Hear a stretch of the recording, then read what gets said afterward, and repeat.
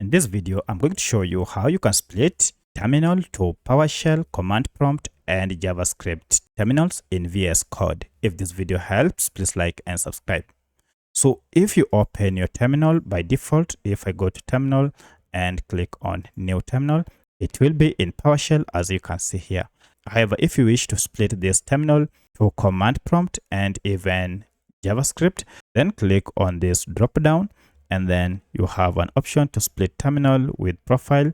Choose your option. So I'll go ahead and click on Command Prompt, and now we have Command Prompt terminal here. I'll further go and add the JavaScript by clicking on the drop down and then go to split terminal with profile and choose JavaScript debug terminal, and we have now our JavaScript terminal here. So that's how you can split your terminal into PowerShell, Command Prompt, and JavaScript. If you have any other question, kindly let me know in the comment section. Otherwise, thanks for watching, and let's meet in the next video.